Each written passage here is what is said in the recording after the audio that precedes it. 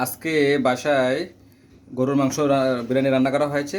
দেখেন মাশাআল্লাহ খুব সুন্দর আসছে। বিরিয়ানি রান্নাও হয় মোটামুটি শেষ। সম্পূর্ণ ভিডিওটা দেখবেন ইনশাআল্লাহ।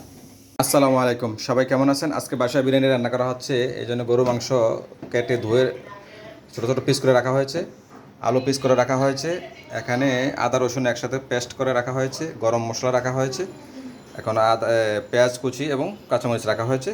চলুন শুরুতে আমরা আগে মশলা দিয়ে মাংসটা ম্যারিনেট করে নিচ্ছি। আমরা এখন ফ্রাই প্যানে এই মাংসগুলো নিয়ে নিচ্ছি, নিয়ে ভালো করে মশলা দিয়ে মিক্স করে নেব। এখন দিয়ে দেবো গরম মশলা, এখন দিচ্ছি পেঁয়াজ, এখন দিচ্ছি লবণ, এখন দিচ্ছি ধনিয়ার গুঁড়া, এখন দিচ্ছি মরিচের গুঁড়া, এখন দিচ্ছি টেস্টিং সল্ট, এখন দিচ্ছি আদা রসুন পেস্ট একসাথে করা, আমরা এখন দিচ্ছি রাঁধুনি বিরিয়ানি মশলা। এখন আমরা মিক্স করে নিচ্ছি মাংসটা, মশলার সাথে ভালো করে মিক্স করে নিই। তেল ছাড়া আমরা আগে সুন্দর করে মিক্স করে নিচ্ছি। মশলা মিক্স করার শেষ, এখন আমরা দিচ্ছি তেল, সয়াবিন তেল।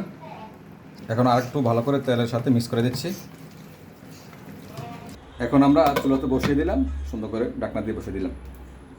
এখানে চালও রাখা হয়েছে, আবার আলুও সুন্দর করে রাখা হয়েছে। মাশাআল্লাহ খুব সুন্দর বলক আসছে, আমরা ভালো করে মিক্স করে দিচ্ছি।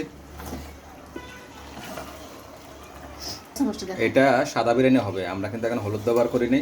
আর বিশেষ করে বাসায় মেহমান আছে তো এই জন্য একটু বেশি রান্না করা হচ্ছে, সাথে কিছু কাঁচামরিচ দিয়ে দিই। আর এটাই সবচেয়ে ইজি প্রসেস, যে আমরা সাধারণভাবে যে রান্নাটা করি এটাই করছি। মানে বিরিয়ানি রান্না করার জন্য অনেকে আদা আপনার বিভিন্ন করে বাদাম বা টক দই আরও আনুষঙ্গিক ইউজ করে, আমরা কিন্তু সিম্পলভাবে ইউজ করেছি, যেহেতু বাচ্চা আছে খেতে পারে, তেমনটা সমস্যা তৈরি না হয় বা অরুচি না হয় আর কি, এটাই মেন কথা। আবার অনেকে গোলাপ জলও ইউজ করে। মাশাআল্লাহ মাশাআল্লাহ খুব সুন্দর কালার আসছে, খুব সুন্দর কষানো হচ্ছে। মাশাআল্লাহ খুব ফ্লেভারও আসছে, খুব সুন্দর। মাশাআল্লাহ দেখেন খুব সুন্দর কালারও আসছে, মোটামুটি কষানো শেষ। আমরা এখন আলু দিয়ে দেবো ইনশাআল্লাহ। এখন দিয়ে দিচ্ছি আলু, পিস করে রাখা হয়েছে। এখন আমরা ভালো করে মিক্স করে দিই মাংসের সাথে আলুগুলো। মাশাআল্লাহ সুন্দর মিক্স হয়েছে, এখন আমরা ঢাকনা দিয়ে কিছুক্ষণ রেখে দেবো ইনশাআল্লাহ। আমরা এখন হালকা পরিমাণ পানি দিয়ে দেবো, যাতে আলুগুলো সিদ্ধ হয়ে যায়। গরম পানি দেওয়া হয়ে গেছে, আমরা এখন ভালো করে মিক্স করে দিয়ে কিছুক্ষণ রেখে দেবো।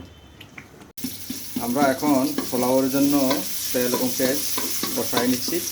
আর এখানেও চাউলগুলো আমরা ধুয়ে এভাবে আপনার ছেঁকনিতে রেখে দিয়েছি, যেহেতু পানিগুলো ঝরে যায়।